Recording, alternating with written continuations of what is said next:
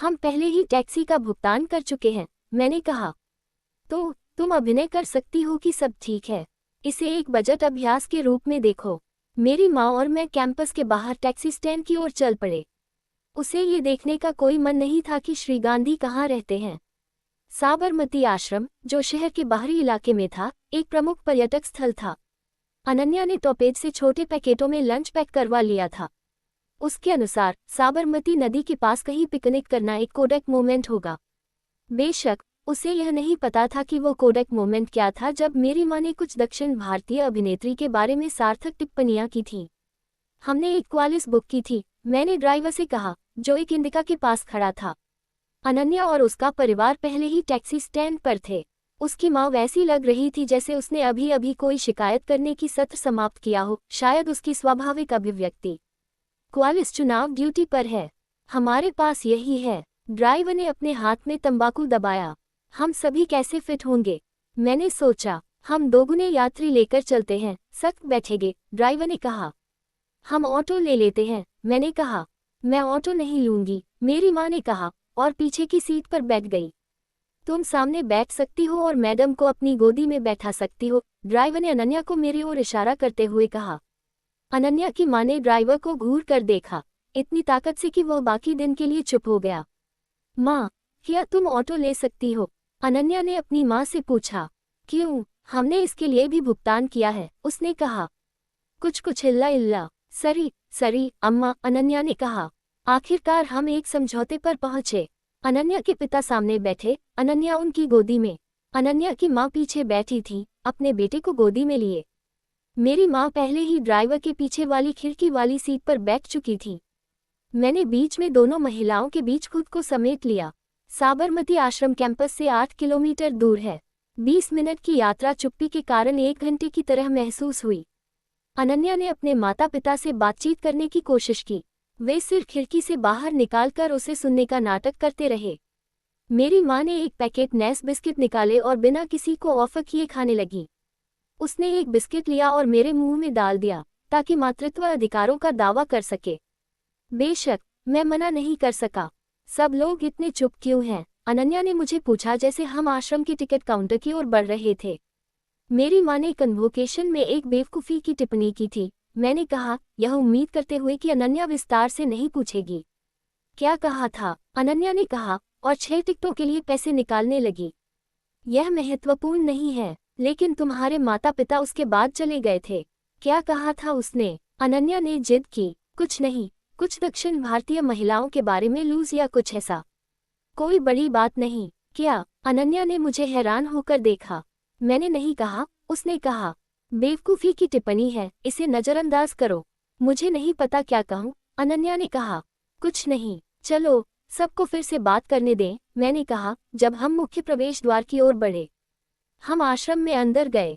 गांधी जी 1915 से 1930 तक यहाँ रहे।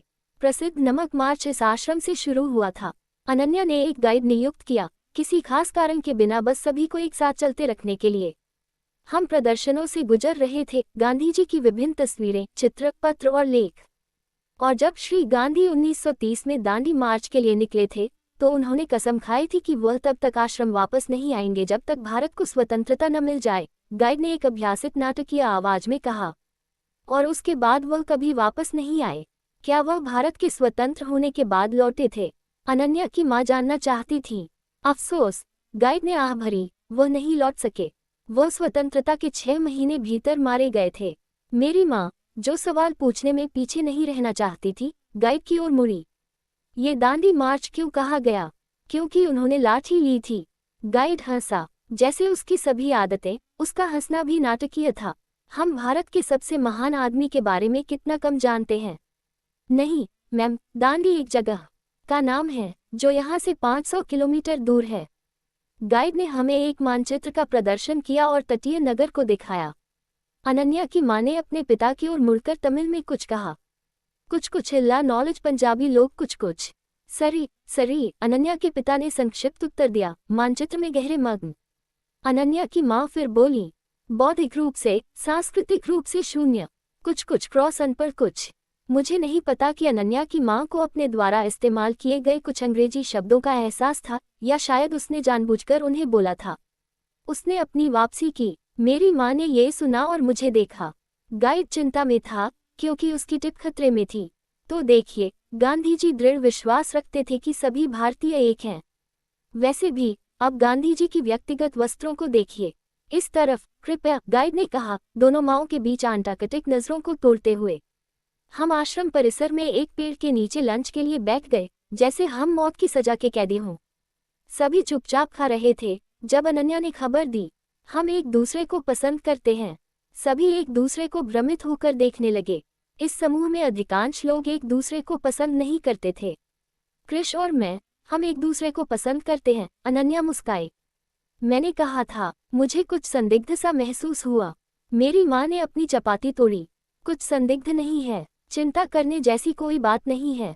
हम बस अपनी खुशी शेयर करना चाहते थे। हम बस दो लोग हैं जो प्यार करते हैं, अनन्या ने कहा, जबकि उसकी माँ ने उसे बीच में टोक दिया। चुप रहो अनन्या, अनन्या की माँ ने उसे घूरा। मैं सोचने लगा क्या वह उसे थप्पड़ मारेगी और क्या अनन्या अपनी दूसरी गाल पेश करेगी, ये सोचते हुए कि हम गांधी जी के आश्रम में हैं। ये वही है जो मैंने दक्षिण भारतीय लड़कियों के बारे में कहा था। दिल्ली में ही कई मामले हैं, मेरी माँ ने कहा, अनन्या की माँ को फिर से चिढ़ाने के लिए। माँ, शांति रखो, मैंने कहा। क्या मैंने कुछ कहा? क्या मैंने कुछ कहा? मेरी माँ ने पूछा। उठो, अनन्या की माँ ने अपने पति से कहा, जैसे टीवी रिमोट से जवाब दे रहा हो। वह खड़ा हो गया। अनन्या का भाई भी उसके पीछे खड़ा हो गया। हम ऑटो लेकर वापस जाएंगे, अनन्या की माँ ने कहा। अनन्या पेड़ के नीचे बैठी थी, उलझन में। अब तुम उनके साथ रहोगी? अनन्या की माँ ने पूछा। माँ, प्लीज। अनन्या रोने के कगार पर थी। अनन्या की माँ ने उसे खींच लिया और उसे अपने साथ ले गई। गाइड ने देखा कि वे चले गए और वह चौंक गया। मैंने उसे पैसे दिए और अपनी माँ के पास वापस आ गया। वह पेड़ के नीचे टॉपेज के पनीर टिक्का मसाला के आखिरी कुछ चम्मच खा रही थी। वे चले गए, मैंने कहा। अच्छा है, अब कार में ज्यादा जगह होगी, उसने कहा।